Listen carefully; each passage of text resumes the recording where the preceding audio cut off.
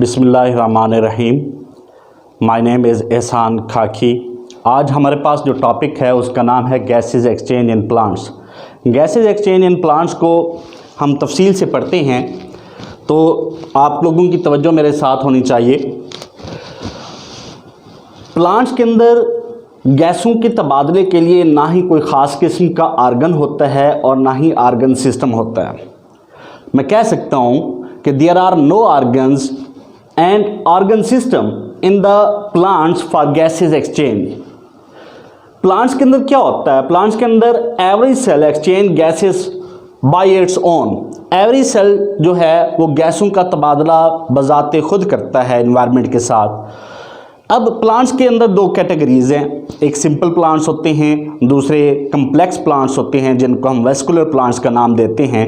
Simple plants के अंदर गैसों का तबादला डिफ्यूजन के ज़रिए से हो जाता है, जिनके लीव्स बहुत थिन किस्म के होते हैं, जबकि कम्प्लेक्स प्लांट्स या वेस्कुलर प्लांट्स के अंदर गैसों के तबादले के लिए कुछ ख़ास किस्म की ओपनिंग होती हैं जिनको हम स्टडी कर लेते हैं।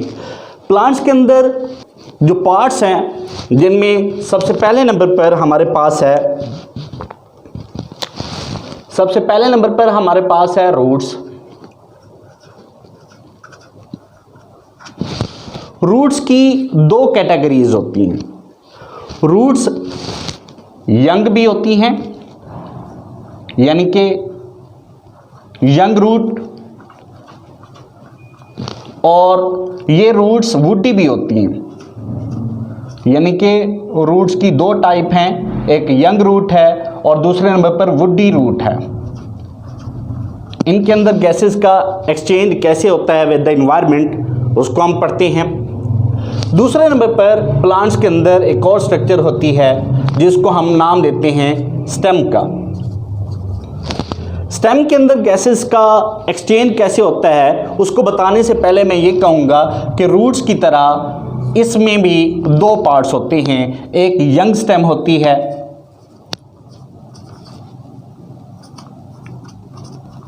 और दूसरे नंबर पर हमारे पास वुडी स्टेम होती है।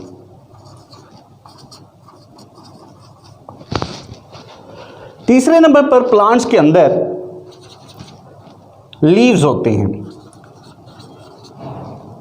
उनके अंदर क्या फिनोमेना होता है उसको मैं बाद में बताता हूं। पहले मैं आपको ये बता दूं कि प्लांट्स के जितने भी वुडी पार्ट्स हैं, मिसाल के तौर पर हमारे पास ये वुडी रूट है और दूसरे नंबर पर ये हमारे पास वुडी स्टेम है।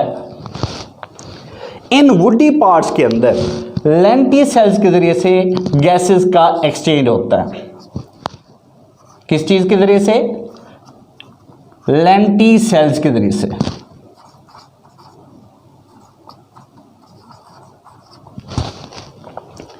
जबकि जो यंग स्टेम है और यंग रूट है इसके अंदर गैसेस का एक्सचेंज किसके ज़रिए से होता है? सबसे पहले हम यंग स्टेम की बात कर लेते हैं। यंग स्टेम के अंदर गैसेस का एक्सचेंज स्टोमेटा के ज़रिए से होता है। यंग स्टेम के अंदर गैसेस का एक्सचेंज स्टोमेटा के अंदर, और जितने भी वुडी पार्ट्स होंगे उनके अंदर लेंटी सेल्स के ज़रिए से गैसेस का एक्सचेंज होता है। तो हम सबसे पहले लेंटी सेल्स और स्टोमेटा के बारे में पढ़ते हैं कि स्टोमेटा किसको बोलते हैं और उसके अलावा लेंटी सेल्स किसको बोलते हैं। तो हम एक्सप्लेन करते हैं स्टोमेटा।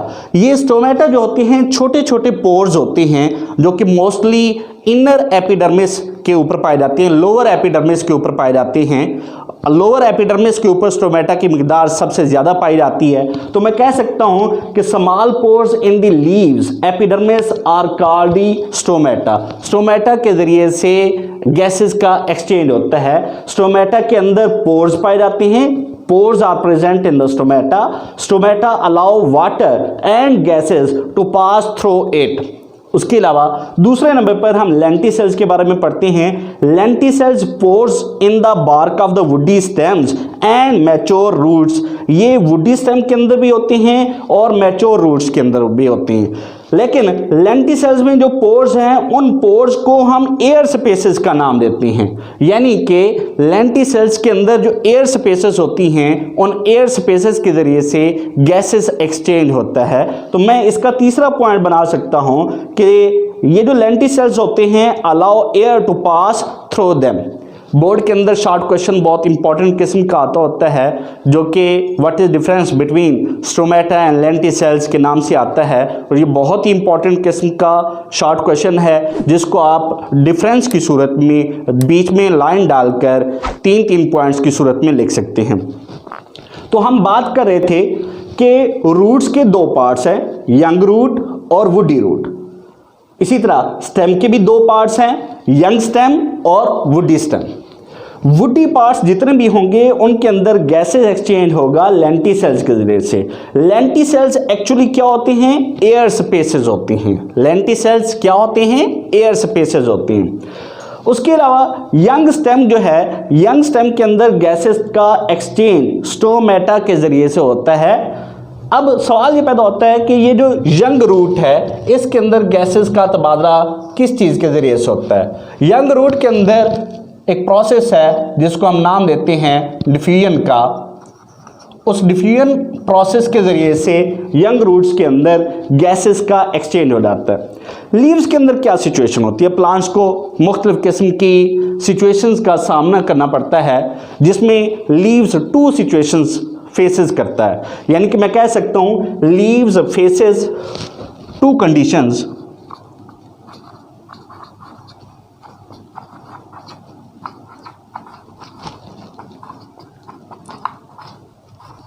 और वो 2 कंडीशन कौन कौन सी होती हैं? जिसमें सबसे पहले नंबर पर हमारे पास डे टाइम की कंडीशन है और दूसरे नंबर पर हमारे पास नाइट टाइम की कंडीशन है। डे टाइम में क्या होता है और नाइट टाइम में कौन सी कंडीशन होती है? तवज्जो कीजिएगा।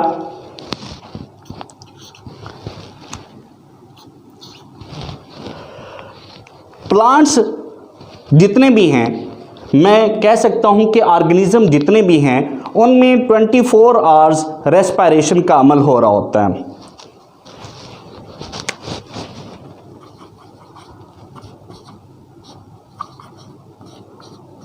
चाहे वो डे टाइम हो, कौन सा अमल हो रहा होता है? रेस्पिरेशन का। चाहे वो डे टाइम हो या फिर नाइट टाइम हो, रेस्पिरेशन का अमल हर वक्त हर ऑर्गेनिज्म के अंदर हो रहा होता है। अब सवाल ये पैदा होता है कि रेस्पिरेशन किसको कहते हैं? रेस्पिरेशन के हवाले से मैंने अपने पिछले टॉपिक के अंदर, पिछले लेक्चर के अंदर, वीडियो लेक्चर के अंदर मैंने आपको तफसील से बताया था कि रेस्पिरेशन किसको कहते हैं। रेस्पिरेशन एक्चुअली हम जो फूड खाते हैं उस फूड में मौजूद जो ग्लूकोज है, ग्लूकोज के अंदर कार्बन और हाइड्रोजन के बॉन्ड्स आपस में कार्बन और हाइड्रोजन के बॉन्ड्स पाए जाते हैं। उन बॉन्ड्स की जब ब्रेक डाउन होती है थ्रू ऑक्सीडेशन रिडक्शन रिएक्शन, तो वो बॉन्ड जैसे ही टूटते हैं, ब्रेक डाउन होते हैं, उससे एनर्जी रिलीज होती है और वो एनर्जी एटीपी की सूरत में रिलीज होती है। तो हम कह सकते हैं कि रेस्पिरेशन के लिए एक चीज़ की ज़रूरत होती है जिसका नाम हम कहते हैं ऑक्सीजन। ऑक्सीजन इन्वायरमेंट से हम हासिल करते हैं during the cellular respiration. Cellular respiration के दौरान हम ऑक्सीजन को इन्वायरमेंट से हासिल करते हैं और इन्वायरमेंट से हासिल करने के बाद उसी ऑक्सीजन के ज़रिए से हम रेस्पिरेशन का अमल करते हैं। जैसे रेस्पिरेशन होती है उसके नतीजे में एनर्जी प्रोड्यूस होती है in the form of ATP. हमने ये भी पढ़ा था लास्ट टाइम कि रेस्पिरेशन के नतीजे में 2 चीज़ें प्रोड्यूस होती हैं। चूँकि हमारा टॉपिक गैसेस से रिलेटेड है तो इसलिए हम सिर्फ और सिर्फ गैस का जिक्र करेंगे। तो रेस्पिरेशन के नतीजे में एक गैस प्रोड्यूस होती है, उस गैस का नाम कार्बन डाइऑक्साइड है। रेस्पिरेशन में कौन सी गैस प्रोड्यूस होती है? Carbon dioxide. चाहे वो डे टाइम में रेस्पिरेशन हो रही है या फिर वो नाइट टाइम में रेस्पिरेशन हो रही है, रेस्पिरेशन के नतीजे में एक गैस प्रोड्यूस होती है, उस गैस का नाम है कार्बन डाइऑक्साइड। अच्छा, डे टाइम में जहाँ पर रेस्पिरेशन का अमल हो रहा होता है वहाँ पर प्लांट्स फोटोसिंथेसिस का अमल भी कर रहे होते हैं। कौन सा अमल कर रहे होते हैं? फोटोसिंथेसिस। फोटोसिंथेसिस किसको कहते हैं? ऐसा अमल जिसमें प्लांट्स अपने लिए फूड तैयार करते हैं और इस अमल में प्लांट्स कुछ चीज़ें यूटिलाइज करती हैं जिनके नतीजे में फोटोसिंथेसिस का अमल कैरी आउट होता है। जिनमें से गैस का अगर हम जिक्र करें तो प्लांट्स क्या करते हैं? कार्बन डाइऑक्साइड को इन्वायरमेंट से हासिल करते हैं। फर्स्टली, रेस्पिरेशन से जो कार्बन डाइऑक्साइड प्रोड्यूस हुई है वो कार्बन डाइऑक्साइड यूज हो जाती है इन दी फोटोसिंथेसिस। इसके अलावा फोटोसिंथेसिस में वो कार्बन डाइऑक्साइड सफिशिएंट नहीं होती। फोटोसिंथेसिस के लिए कार्बन डाइऑक्साइड इन्वायरमेंट से भी प्लांट्स हासिल करते हैं और उस कार्बन डाइऑक्साइड को यूज़ करके जैसे ही फोटोसिंथेसिस का अमल होता है तो खुराक के साथ साथ एक गैस प्रोड्यूस होती है एज अ बाई प्रोडक्ट, और उस गैस का नाम क्या होता है? ऑक्सीजन। वो ऑक्सीजन हम रेस्पिरेशन के तौर पर भी हासिल कर रहे होते हैं, रेस्पिरेशन के तौर पर भी यूज़ कर रहे होते हैं। इस तरीके से एक प्रोसेस चलता रहता है। डे टाइम में रेस्पिरेशन के नतीजे में पैदा होने वाली जो कार्बन डाइऑक्साइड है वो कार्बन डाइऑक्साइड यूज़ हो जाती है इन द फोटोसिंथेसिस, और डे टाइम में जो ऑक्सीजन प्रोड्यूस करते हैं प्लांट्स, फर्स्टली वो अपनी रेस्पिरेशन के लिए ऑक्सीजन को यूटिलाइज करते हैं। उसके बाद जो ऑक्सीजन उनके पास सरप्लस बच जाती है, यानी कि जो ऑक्सीजन उनके पास इजाफी होती है, उस इजाफी ऑक्सीजन को वो इन्वायरमेंट को प्रोवाइड कर देते हैं, जो कि हमारे पास बाई प्रोडक्ट के तौर पर आती है। जबकि नाइट टाइम में रेस्पिरेशन का अमल हो रहा होता है, रेस्पिरेशन के नतीजे में कार्बन डाइऑक्साइड भी प्रोड्यूस हो रही होती है, लेकिन इसके साथ साथ हमारे पास नाइट टाइम में फोटोसिंथेसिस का अमल नहीं हो रहा होता। फोटोसिंथेसिस का अमल नहीं हो रहा होता, जिसके नतीजे में कार्बन डाइऑक्साइड यूज नहीं होती, जो कि रेस्पिरेशन के नतीजे में प्रोड्यूस हुई थी, वो कार्बन डाइऑक्साइड यूज नहीं होती। अब वो कार्बन डाइऑक्साइड प्लांट्स के पास क्या होती है? एक्स्ट्रा होती है। उस एक्स्ट्रा कार्बन डाइऑक्साइड को प्लांट्स क्या करते हैं? नाइट टाइम में बाहर की तरफ इन्वायरमेंट को रिलीज कर देते हैं, इन्वायरमेंट को दे देते हैं। और इसी वजह से कहा जाता है कि रात के वक्त दरख्तों के नीचे सोना मुनासिब नहीं होता, क्योंकि रात के वक्त प्लांट्स क्या करते हैं? कार्बन डाइऑक्साइड रिलीज करते हैं और रेस्पिरेशन के लिए, एनर्जी हासिल करने के लिए ऑक्सीजन को वो इन्वायरमेंट से ही हासिल कर रहे होती हैं। तो इसलिए रात के वक्त कार्बन डाइऑक्साइड चूँकि वो रिलीज कर रही होती हैं, रात के वक्त दरख्तों के नीचे सोना मुनासिब नहीं होता। कार्बन डाइऑक्साइड हमारी बॉडी के लिए नुकसानदेह होती है। तो हमने स्टोमेटा और लेंटिसेल्स के बारे में पढ़ा। स्टोमेटा ये छोटे से पोर्स होते हैं जो कि लीव्स की एपिडर्मिस के ऊपर पाए जाते हैं। मोस्टली लीव्स की लोअर एपिडर्मिस के ऊपर ये मोस्टली पाए जाते हैं। इसके अलावा स्टोमेटा जो हैं इनका काम गैसेस का एक्सचेंज करना है। स्टोमेटा के अंदर पोर्स होते हैं, जबकि लेंटिसेल्स के अंदर एयर स्पेसेस होते हैं। स्टोमेटा ये स्मॉल पोर्स हैं, लेंटिसेल्स एयर स्पेसेस हैं। स्टोमेटा एपिडर्मिस के ऊपर पाए जाते हैं, लीव्स की एपिडर्मिस के ऊपर, जबकि lenticels bark of the stem पर पाए जाते हैं, जो प्लांट की ऊपर वाली खाल होती है उस खाल के ऊपर ज़्यादातर पाए जाते हैं। अब हम इसकी डायग्राम की तरफ आते हैं। तो अगर हम लीव्स की डायग्राम को देखें इंटरनली, तो सबसे ऊपर एक स्ट्रक्चर पाई जाती है जिसका नाम है क्यूटिकल। सबसे ऊपर एक स्ट्रक्चर पाई जाती है जिसका नाम क्या होता है? क्यूटिकल। क्यूटिकल का बेसिक फंक्शन क्या है? क्यूटिकल बेसिकली क्या करती है? वाटर की इवेपोरेशन से बचाती है। दूसरे नंबर पर सबसे ऊपर अपर एपिडर्मिस पाई जाती है, जिसको मैंने ब्लैक बोर्ड मार्कर से शो किया। इसको हम अपर एपिडर्मिस कहते हैं। सबसे नीचे लोअर एपिडर्मिस पाई जाती है। ऊपर वाली साइड पर अपर एपिडर्मिस, नीचे वाली साइड पर लोअर एपिडर्मिस। दरमियान में मेसोफिल सेल्स पाए जाते हैं। इन मेसोफिल सेल्स की दो कैटेगरीज होती हैं। जो कॉलमनर शेप के हैं उनको हम पैलिसाइड मेसोफिल का नाम देते हैं। यहाँ पर क्लोरोप्लास्ट की मिकदार ज़्यादा पाई जाती है, और जो नीचे पाई जाती हैं ये ओवरऑल स्फेरिकल होते हैं, और इनको हम स्पॉन्जी मेसोफिल का नाम देते हैं। इनके दरमियान इंटरसेलुलर स्पेसेस होती हैं, जबकि पैलिसाइड मेसोफिल के दरमियान किसी भी किस्म की कोई जगह नहीं होती, वो आपस में अटैच होते हैं, जुड़े हुए होते हैं। तो ये था हमारा 10th के मुताबिक गैसेस एक्सचेंज से रिलेटेड टॉपिक। इसमें एक बात लास्ट बच जाती है, वो है एक्वेटिक प्लांट्स गैसेस का एक्सचेंज कैसे करते हैं। एक्वेटिक प्लांट्स क्या करते हैं, वाटर से ऑक्सीजन को हासिल करते हैं और इन रिटर्न कार्बन डाइऑक्साइड को रिलीज़ करते हैं। अच्छा, डायग्राम में ना सबसे ऊपर क्यूटिकल होती है। क्यूटिकल के बारे में मैंने आपको बताया कि ये एक प्रोटेक्टिव लेयर होती है जो कि इवेपोरेशन से बचाती है। उसके बाद सेकंड नंबर पर आता है अपर एपिडर्मिस। अपर एपिडर्मिस के बाद फिर आते हैं मेसोफिल। मेसोफिल की दो टाइप्स हैं, पैलिसाइड मेसोफिल और स्पॉन्जी मेसोफिल। पैलिसाइड मेसोफिल में सबसे पहले आपको क्लोरोप्लास्ट, वैक्यूल, न्यूक्लियस और साइटोप्लाज्म दिखाया गया। उसके बाद सबसे नीचे स्पॉन्जी मेसोफिल्स होते हैं। स्पॉन्जी मेसोफिल्स के बाद लोअर एपिडर्मिस होती है, और लोअर एपिडर्मिस के बाद यहाँ पर आपको गार्ड सेल्स दिखाई जा रही हैं। गार्ड सेल्स वो जगह है जहाँ से एयर इंटर भी होती है और वहाँ से एयर लीव्स भी होती है। उसके बाद हमारे पास अब सवाल ये पैदा होता है कि पैलिसाइड मेसोफिल और स्पॉन्जी मेसोफिल में डिफरेंस क्या होता है। तो याद रखिए कि palisade mesophyll have 1 or 2 layers of long cylindrical cells that are closely packed.